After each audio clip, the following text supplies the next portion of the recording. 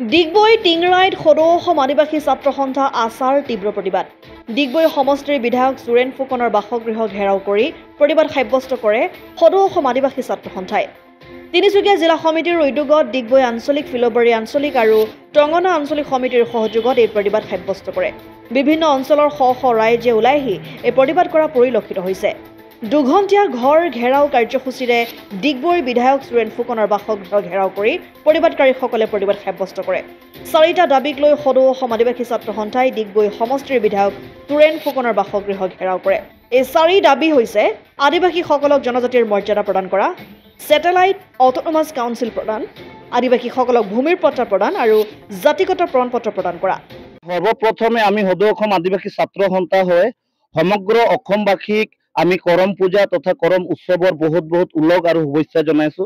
যিহেতু আজি চৰকাৰখনে কৰম পূজা বা কৰম উৎসৱৰ নামত ছুটি দিছে, ছুটিকো নামানি আজি সমগ্ৰ অসমৰ প্ৰত্যেকটা বিধায়কৰ বাসগৃহৰ সন্মুখত আজি ঘৰ ঘেৰাও কাৰ্যসূচী ৰূপায়ণ কৰি আহিছো।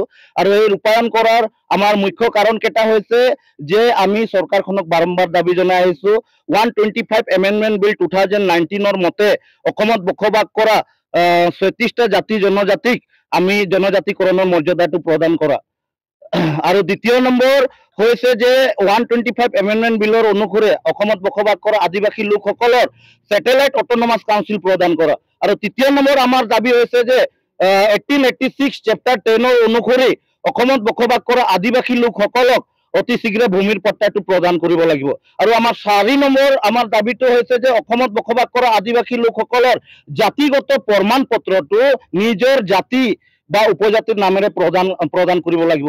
যিহেতু আমি এই কেন্দ্ৰ থাকনাধিষ্ঠ বিজেপি চৰকাৰ বা ৰাজ্য থাকনাধিষ্ঠ বিজেপি চৰকাৰক আমি কোনো ধৰণৰ কলা মানুহক বগা কৰিব আমি দিয়া নাই বা বগা মানুহক কলা কৰিবলৈ দিয়া নাই, বা আমি না নৰেন্দ্ৰ মোদী ডাঙৰীয়াৰ কাঁহৰ ভাত বিচাৰিছো নে হিমন্ত বিশ্ব শৰ্মা ডাঙৰীয়াৰ আমি কাঁহৰ ভাত বিচাৰিছো। আমি বিচাৰিছো আমাৰ জন্মগত অধিকাৰ, আমি বিচাৰিছো আমাৰ মৌলিক অধিকাৰ।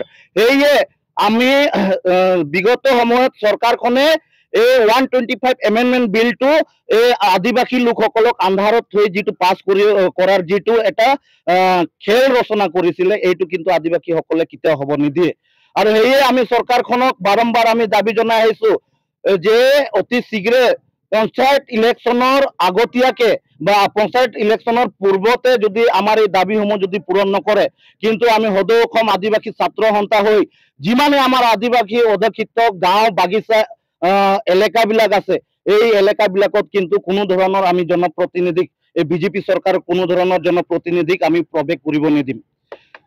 আৰু দ্বিতীয় নম্বৰ আমাৰ দাবী হৈছে যে আৰু আমি ক'ব বিচাৰিছো যে এই চৰকাৰখনৰ এতিয়া সময় আছে আমাৰ এই দাবীবিলাক পূৰ্ণ কৰক, অন্যথা কিন্তু আমি আদিবাসী ছাত্ৰ সন্থাৰ হৈ গণতান্ত্ৰিকভাৱে যিকোনো কাৰ্যসূচী বা যিকোনো আন্দোলন কৰিবলৈ আমি বাধ্য হ'ম। ডিগবৈৰ পৰা ৰাজু হাজৰিকা ৰিপৰ্ট, অসম আদিত্য। NKS হুণ্ডাইলৈ স্বাগতম। নৰ্থ ইষ্টৰ প্ৰথম GDSI 2.0 ফিচাৰ্ছ ডিলাৰ হৈছে NKS হুণ্ডাই।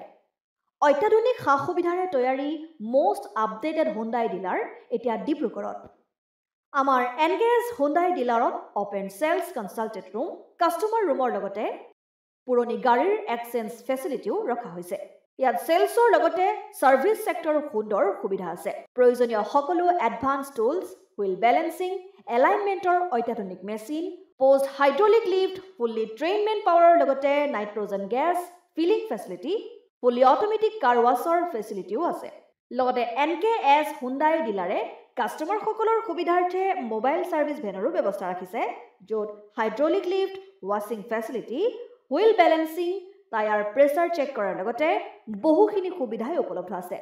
NKS হুণ্ডাইলৈ আহক আৰু সুবিধাসমূহ গ্ৰহণ কৰক।